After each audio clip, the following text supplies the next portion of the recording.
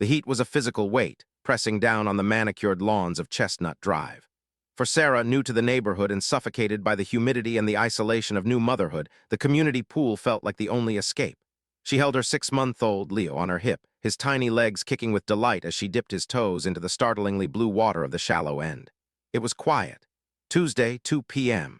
Most of the neighborhood was at work, the older kids at camp. It was just Sarah, Leo, and 2 women in their 50s reading under a large umbrella. Sarah had been careful, checking the rules posted on the gate. Swim diapers required for non-potty trained individuals. Leo was securely fastened in one, a bright blue pattern with yellow ducks. She eased into the 3-foot section, the cool water a blessed relief. Leo giggled, a tiny bubbling sound that made Sarah's heart ache with love. She'd been so anxious since the move, so worried about fitting in. This simple, quiet moment felt like the first time she could actually breathe. The sharp click of the security gate opening made her flinch. A woman strode onto the pool deck as if she owned it. She was in her late 40s with a severe blonde bob that looked immune to the humidity. She wore a pristine white tennis skirt and her sunglasses were perched on her head like a tiara. She didn't walk, she marched. The 2 women under the umbrella immediately sat up straighter. "Afternoon, Karen," one of them called out, her voice suddenly tight. Karen. Sarah recognized her instantly. Karen Miller. She lived 4 streets over in one of the larger brick colonials, and as the welcome packet had enthusiastically noted, she ran Miller's Little Sprouts, the most popular and exclusive daycare in the zip code. Karen scanned the pool deck, her gaze landing on Sarah and Leo. Her perfectly plucked eyebrows drew together. She marched directly to the edge of the shallow end, stopping so abruptly her sneakers squeaked on the hot concrete. She did not remove her sunglasses. "Excuse me," Karen said. It wasn't a question. Sarah, holding Leo, instinctively pulled him closer. "Oh, hi, I'm Sarah. We just moved into the green colonial on." "I know who you are," Karen cut her off. Her voice was flat, bored, but threaded with steel. "What do you think you're doing?" Sarah blinked, the water suddenly feeling cold. "I'm sorry." Karen gestured impatiently at Leo, who was now gumming his own fist, oblivious. This is not a bathtub. He shouldn't be in here." Sarah's stomach tightened. "Oh, he's in a swim diaper, the rules said." "I don't care what the rules say," Karen snapped, and the venom in her voice made Sarah recoil. "I care about sanitation. This is a community pool, not a public toilet. Bobbies are unsanitary." The 2 women under the umbrella were now openly starring, their magazines forgotten. Sarah could feel a hot, humiliating flush creeping up her neck. He's fine. It's 100 degrees out. I just wanted to cool him off." "Then use a garden hose at home," Karen said, her voice rising. "The rest of us shouldn't have to swim in that." She waved a dismissive hand at the entire shallow end. "I have standards for this community. I run a child care facility. I know all about sanitation. And this," she pointed directly at Leo, "is a health hazard." "He's not a hazard," Sarah said, her own voice trembling, a mix of anger and fear. "He's a baby. And Bobbies belong at home. This is my pool. My dues pay for this water, my time on the HOA board keeps this place clean, and I am not having my swim spoiled by him." The cruelty of the last word was a physical slap. Leo, sensing his mother's tension, let out a small, unhappy whimper. "Now, Karen," one of the older women finally piped up, though her voice was weak. "He's just a little thing." Karen whirled on her. "And you, Janice, do you want to be doing laps and swallow a mouthful of whatever comes out of that thing? I didn't think so." She turned back to Sarah, a smirk of triumph on her face. "Get him out now, or I'll have the lifeguard revoke your pass." There was no lifeguard on duty. It was a weekday, they both knew it. It was a pure power play. Sarah, shaking, looked at the other women for support. They dropped their gazes, suddenly fascinated by their towels. She was alone. Karen stood, arms crossed, radiating an entitlement so powerful it seemed to shimmer in the heat.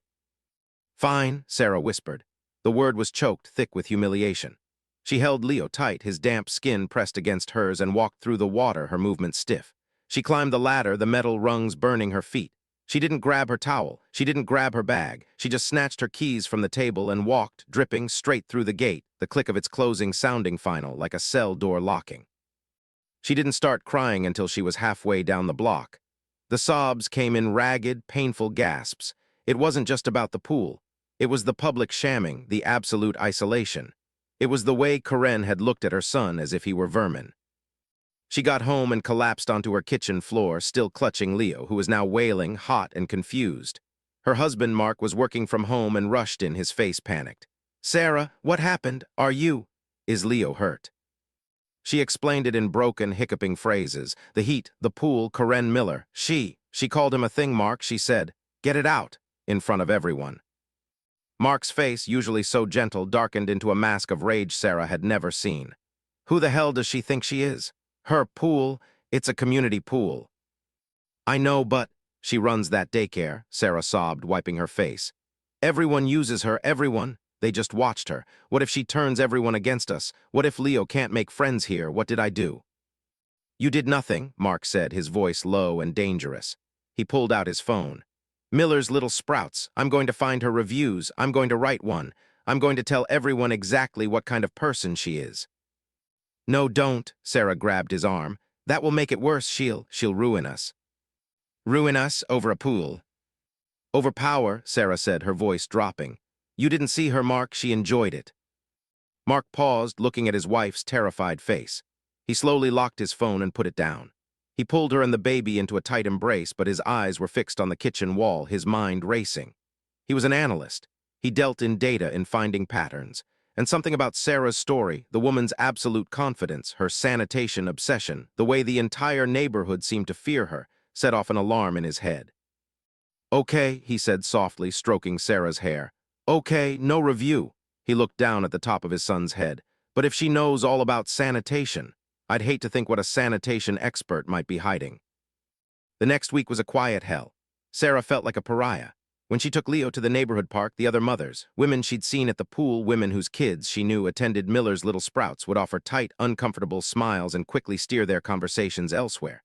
The message was clear. Corinne had drawn a line, and Sarah was on the wrong side of it.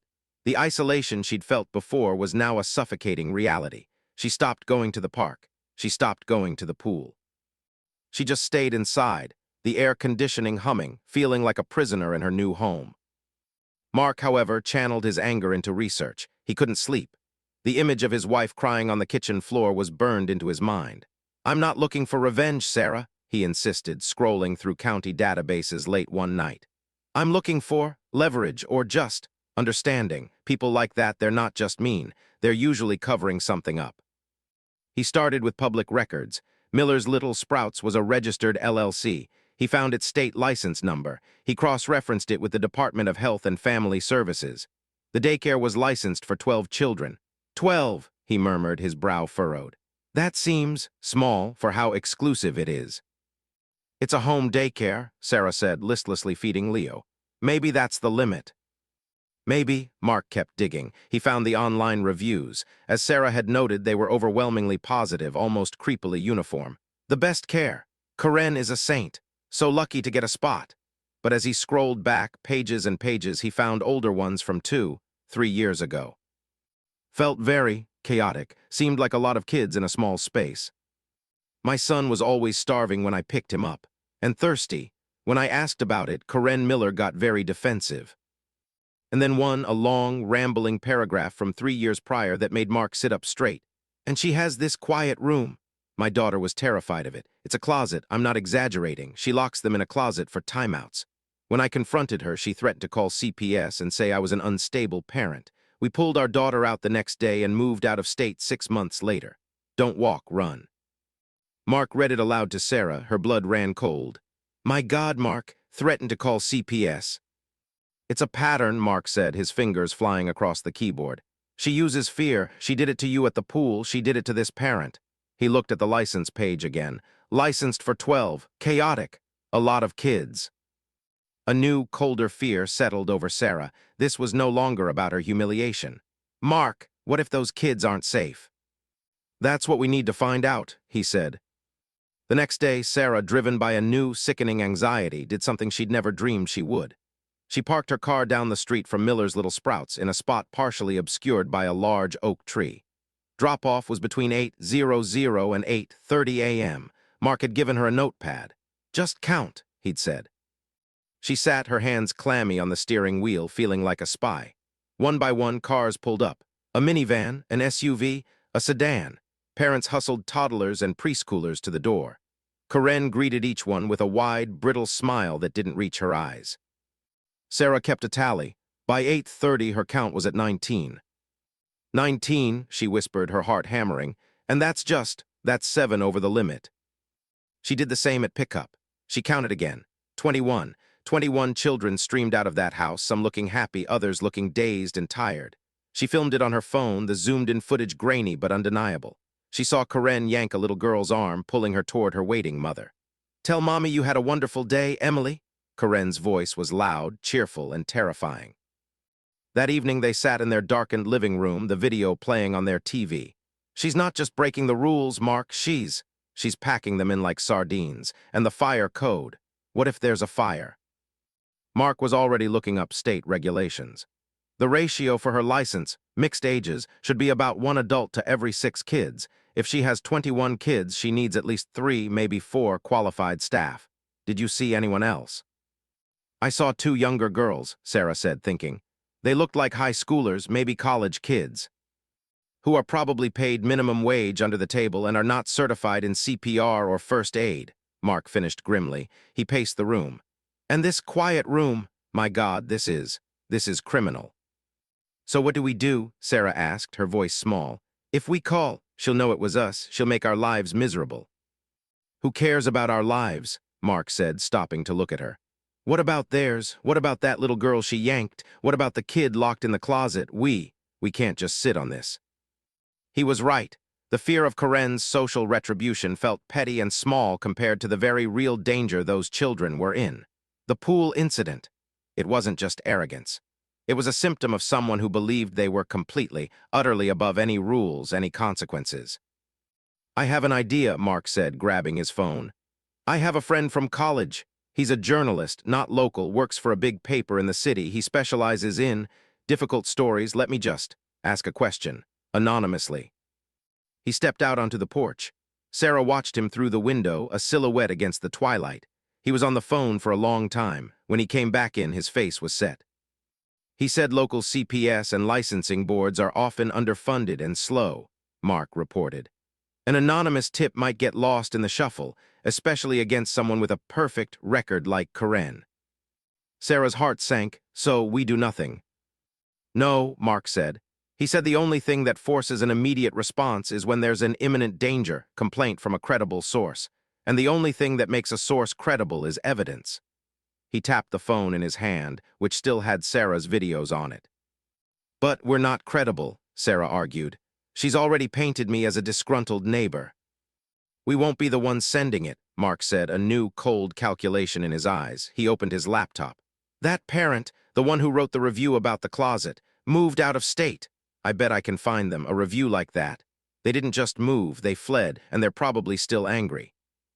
It took him 2 hours, cross-referencing names, old addresses, and social media. But he found them.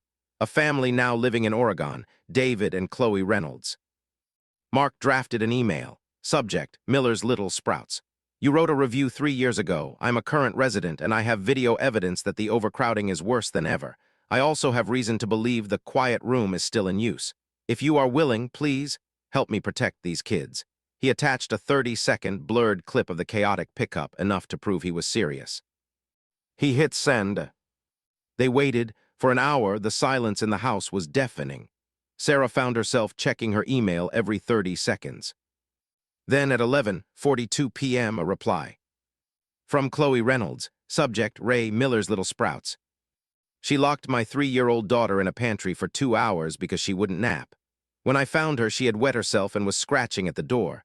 That woman is a monster. I will do whatever it takes. Call me. Here is my number." Mark looked at Sarah, his expression grim but vindicated. "It's not just us anymore." He picked up the phone. The call wasn't about the pool. It wasn't about social status.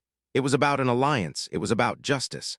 And as Mark dialed the number, Sarah knew with chilling certainty that they had just lit a fuse. Corinne Miller, in her arrogance, had created a network of enemies, and they were finally starting to talk to each other. Part 3. The phone call with Chloe Reynolds was like opening a floodgate. The terror she and her husband had felt, the guilt for leaving without ensuring Corinne was stopped, it all came pouring out. "We were young, Mark. We just bought our first home. She threatened to plant things in our file to make it look like we were the ones hurting our daughter. We got scared. We just ran. We have video of her operating at almost double her capacity, Mark said, packing his office. And another local parent confirmed the overcrowding, but she's too scared to speak up. She'll know it was you, Chloe warned, her voice thin. The woman from the pool, that's what she'll assume. Let her, Sarah said, speaking into the phone on speaker. This is Chloe, right? This is Sarah. She humiliated me, but what she's doing. It's not just mean, it's dangerous. We can't let her get away with it. There was a pause on the line. Okay, Chloe said, her voice firmer. Okay, what do you need? A formal complaint, Mark said. Not from us, from you. You're out of state. You're outside her immediate circle of influence. You can't be that new neighbor. You're a past victim. You send my video. You send your story. You tell them about the closet. Use the words illegal restraint and imminent danger. That's what my friend said. Those are the trigger words. I'll do it, Chloe said. David and I will write it tonight. Send us everything you have. For the next 2 hours, Mark and Sarah compiled their evidence. The grainy videos of drop-off and pickup time-stamped. Sarah's meticulous logs counting the children. A link to the public license page showing the 12-child limit. They sent it all. At 2:15 a.m., they received a copy of the email Chloe had sent to the state's Department of Children and Family Services, copying the state licensing board and the county health department. It was devastating. It was Chloe's harrowing personal story of the pantry, backed up by Mark and Sarah's cold, hard data of the current violations. It painted a picture not of a minor infraction, but of a pattern of calculated, dangerous fraud and abuse. Now we wait, Mark said, closing the laptop. Waiting was the hardest part. The next day, Sarah felt sick. She couldn't eat. Every car that passed their house made her jump. She watched from her window as Corinne Miller's daycare opened. The same stream of SUVs and minivans, the same brittle smile. It was business as usual. Maybe they didn't get it, Sarah whispered, terrified. Maybe it went to a spam folder. They got it, Mark said, though he too was checking his phone incessantly. It's a state agency. It takes time. The day dragged on.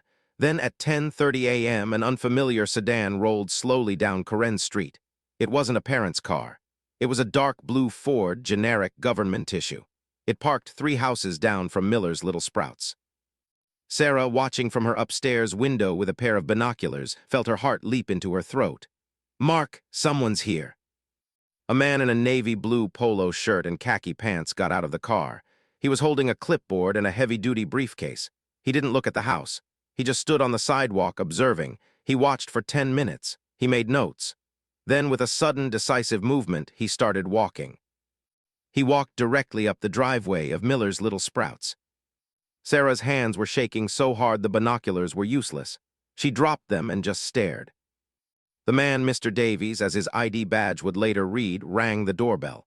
The door opened. Corinne Miller stood there. From this distance, Sarah couldn't see her expression, but she saw her body language, the welcoming posture. Then, as Davies must have identified himself and shown his badge, Corinne's body went rigid. She tried to close the door. Davies was faster. He put his foot and his briefcase in the opening. Ma'am, I'm a state investigator. You can either let me in or I will return with law enforcement and a warrant, at which point your license will be summarily suspended for noncompliance. His voice, Sarah imagined, would be calm, professional, and utterly immovable. Corinne, after a tense standoff that lasted 30 seconds, seemed to deflate. She stepped back, pulling the door open. Davies stepped inside. The door shut. He's in, Sarah breathed, her hand pressed to her mouth. He's in the house. Inside, the scene was exactly as Sarah's videos had suggested, utter chaos. The main living room, licensed for no more than 8 children at a time, was a sea of 22. Toddlers were crying in corners, unwatched. 2 teenagers, clearly the staff, were frantically trying to organize a craft that involved glitter and glue with disastrous results. The noise level was deafening. And the smell, a sour, sharp stench of stale diapers and industrial bleach. Mrs. Miller, Davies said, his voice cutting through the din. The teenagers froze. I am Investigator Davies, Department of Family Services. This is an unannounced inspection based on credible reports of gross overcrowding and child endangerment. Corinne, her face a mask of pale fury, immediately went on the offensive. Endangerment? How dare you? This is slander. It's her, isn't it? That woman from the pool, the one with the filthy baby, she's poisoning you. This is a simple birthday party, a few extra children for an hour. Davies ignored her tirade. He was already walking, his eyes scanning everything. He noted the exits. The main hallway to the back door was blocked by a tower of unfolded playpens, a critical violation. He walked to the kitchen. The refrigerator was stuffed. Open containers of yogurt sat next to packages of raw chicken. A half-empty bottle of wine was on the top shelf. The child-proof locks on the cabinets below the sink, where the bleach and other chemicals were stored, were broken. "This kitchen is not up to code, Mrs. Miller." "It's my home kitchen," Karen shrieked, following him. "You can't." "It is a licensed facility kitchen," Davies corrected, making another note. "Where is your fire extinguisher, your posted emergency contact list, your first aid kit?" He pointed to a small box on the counter. "Is this the kit?" He opened it. It contained 3 cartoon character Band-Aids, an empty tube of antiseptic cream, and a bottle of expired children's Tylenol. This is unacceptable," Davies said, his professional calm finally cracking. He looked at the 2 terrified teenagers.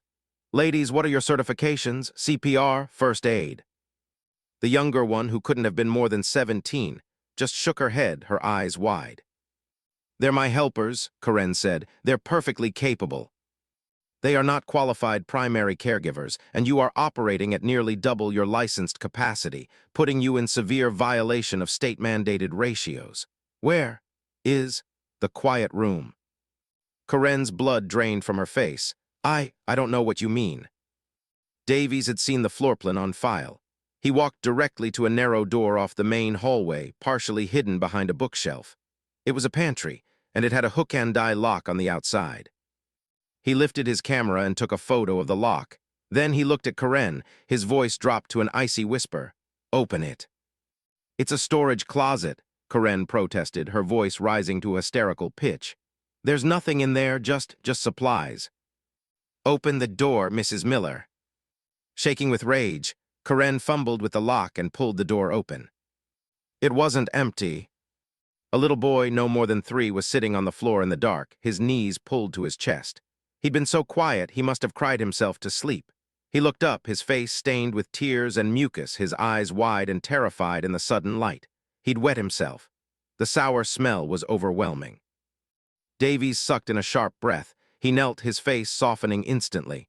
"Hey there, bud, it's okay. We're gonna get you out of here." He looked over his shoulder at Karen, and his expression was no longer that of an inspector. It was one of pure, cold disgust. "You," Karen began. He was screaming. He was disrupting the other children. "You locked a child in an unventilated, dark closet," Davies stated, his voice shaking with controlled fury. He was already dialing his phone. "Yes, this is Davies. I'm at 714 Chestnut Drive, license number 40409B. I have a critical endangerment situation. I need immediate backup, and I am invoking an emergency suspension order. Get law enforcement here. Now." He hung up and looked at Karen, who was leaning against the wall, her face ashen. "Your license is suspended, effective immediately, Mrs. Miller. You are to contact the parents of every child in this house. They are to be picked up within the hour. You are not to be left alone with any of them. My colleagues and the police will be here in minutes to oversee the process. You are done." Karen just stared at him, her mouth opening and closing, but no sound came out. The arrogance, the entitlement, the power she'd wielded like a weapon, it had all evaporated, leaving behind a hollow, terrified shell. Outside, Sarah watched as 2 police cars and another state vehicle screamed up to the curb. She saw officers get out. She saw another inspector arrive. The front door of Miller's Little Sprouts was wide open, and through the binoculars she could just make out the small, crying figures of children being carried out to parents who were arriving, their faces a mixture of confusion and horror. Then she saw Mr. Davies. He walked to the front door, tore down Karen's "Welcome to Little Sprouts" sign, and tacked up a large, bright orange notice. Even from this distance, the words were clear: "Facility closed by order of the state. Emergency suspension." Part 4. The neighborhood didn't just buzz, it detonated. The sight of police cars and state officials evacuating a daycare was the kind of spectacle that shredded the quiet, suburban facade of Chestnut Drive. Phones lit up. A neighborhood group chat, which Sarah hadn't been added to, exploded with frantic messages. "What is happening at Karen's? Police just carried my daughter out. They said emergency closure." Parents summoned by a terse, automated call from the State Department or a frantic, sobbing message from Karen herself converged on the house. They arrived, panicked, to find Mr. Davies and another inspector checking children against a list, their faces grim. The two teenage helpers, both in tears, were giving statements to a police officer on the sidewalk. And then there was Karen. She stood in her doorway, hollow-eyed, her queen bee persona shattered. As parents rushed to grab their children, their initial confusion turned to white-hot rage. "What did you do, Karen?" yelled one father, clutching his son. They said you locked a kid in a closet." "That's a lie," Karen shrieked, her voice cracking. "It's a misunderstanding. It's her, the new woman, the one from the pool. She did this. She set me up." But her accusations sounded weak, desperate. The evidence was right in front of them. The two police officers, the stone-faced inspectors, and the bright orange sign stapled to her door. The sign was the most damning witness of all. "You told me you had a waiting list," spat a mother, her face pale. "You said that's why your rates were so high. You've been lying to us." "I saw the kitchen," another parent whispered, horrified, to her husband. It's filthy. There's raw meat just out." The illusion of Miller's Little Sprouts as an exclusive, pristine, high-end facility evaporated in the hot afternoon sun. What was left was the ugly truth. It was an overcrowded, unsafe, fraudulent operation run by a bully. Sarah and Mark watched from their living room window as the last child was picked up. The police stayed. Karen was escorted to one of the patrol cars. She wasn't handcuffed, but it was clear she was being invited to the station for a formal interview. As the cruiser pulled away, Sarah let out a breath she felt like she'd been holding for 2 days. "It's over," she whispered. "It's just beginning," Mark said, his face grim. He was right. The fallout was immediate. That evening, their doorbell rang. It was Janice, one of the women from the pool, the one who had weakly tried to defend Sarah. Her face was ashen. I just wanted to apologize, Sarah," she stammered, twisting her hands. "What Karen said to you, it was awful. We're all so afraid of her, but my grandson, he went to that daycare." "Oh, Janice," Sarah said, her anger softening. "He's 4 and he's been having nightmares for a year. He's terrified of the dark, terrified of closets. We thought it was just a phase." Her eyes filled with tears. "That little boy they found today, that could have been him. Thank you, whatever you did. Thank you." She wasn't the last. Over the next few days, a quiet, shame-faced pilgrimage of neighbors came to their door. Some brought baked goods, some just came to talk. The ex-parent who had been too afraid to speak before, Chloe's friend, now gave a full, tearful statement to Mr. Davies. The story of the closet was corroborated by 3 different families. The local news picked up the story. Beloved local daycare shut down, owner accused of child endangerment. Karen Miller's name was mud. She was out on bail, but she was a pariah. People crossed the street to avoid her. The for sale sign that had been on a neighboring house was suddenly taken down by the owners, pending market stabilization. Karen's toxicity was poisoning the property values. But Karen wasn't done fighting. She was a cornered animal. She hired a lawyer. Her defense, leaked to the one local reporter who would listen, was simple. This was a vendetta. She was the victim of a malicious, coordinated attack by a disgruntled new neighbor, Sarah, who was angry about a minor disagreement at the pool. She painted Sarah as an unstable, vindictive newcomer. "She's trying to ruin me," Karen told the reporter. "All because I asked her to follow simple sanitation rules. She's unhinged." The article came out. It was balanced, but it gave Karen's accusation airspace. Sarah suddenly felt the neighborhood's eyes on her again, this time with suspicion. Had she gone too far? Had she, in her quest for justice, become the bully? "She's twisting it," Sarah said, her hands shaking as she read the paper. "She's making me the villain." "It's classic deflection," Mark said, his voice hard. "It won't work. Her hearing with the state licensing board is in 2 weeks. All the evidence will come out." "But what if it doesn't?" Sarah fretted. "What if her lawyer finds a loophole? What if they just fine her and she reopens? She'll come after us, Mark, for real this time." The 2 weeks leading up to the hearing were agonizing. Karen, bold as brass, even showed up at the community pool again. The moment she walked through the gate, the entire pool, full of families who had once feared her, fell silent. She laid out her towel on her lounger, but no one would look at her. No one would speak to. When a child splashed water near her, she opened her mouth to snap, but the child's mother simply stood up, walked over, and stared at her. A cold, silent stare. Karen, her face flushing purple, gathered her things and stormed out. Her power was broken. The day of the hearing arrived. It was a formal administrative procedure in a sterile government building. Sarah and Mark were there. Chloe and David Reynolds had flown in from Oregon. Their travel was paid for by a small fund the neighborhood parents had quietly collected. Mr. Davies was there, his report thick and meticulous. Karen and her lawyer were on the other side. Karen looked composed, dressed in a pearl-white suit, the picture of aggrieved professionalism. Her lawyer argued first. He claimed temporary, unforeseen circumstances led to the overcrowding. He called the quiet room a calm-down corner that had been misrepresented. He painted Karen as a pillar of the community, a victim of a neighborly spat gone nuclear. Then Mr. Davies was called. He didn't use emotional language, he just read his report. Violation 1, capacity, licensed for 22 children on premises, critical. Violation 2, staffing, ratio 1:11 required 1:6, critical. Violation 3, unqualified staff, 2 minors with no certifications, critical. Violation 4, exit obstruction. He went on. For 20 minutes he listed the violations: the food, the broken locks, the expired medicine, the lack of a fire drill plan. And then he came to the closet. Violation 28, illegal use of restraint. A child aged 3 was found locked in an unlit, unventilated pantry approximate size 3 by 4 feet. The lock was on the exterior of the door. The child had been in the space for an undetermined amount of time, had soiled himself, and was in severe distress. He then played a short 30-second clip from his body camera. The sound of the lock clicking open, the door swinging wide, the small, dark shape on the floor, the child's terrified, silent gasp as the light hit him. A woman on the review board made a small, strangled sound. Karen's lawyer was on his feet. This is prejudicial. It is evidence, the board chairwoman said, her voice like flint. Finally, Chloe Reynolds was called. She told her story. Calmly, clearly, she described finding her own daughter in that same closet 3 years earlier. She described the threats Karen had made. "We ran," Chloe said, her voice finally breaking.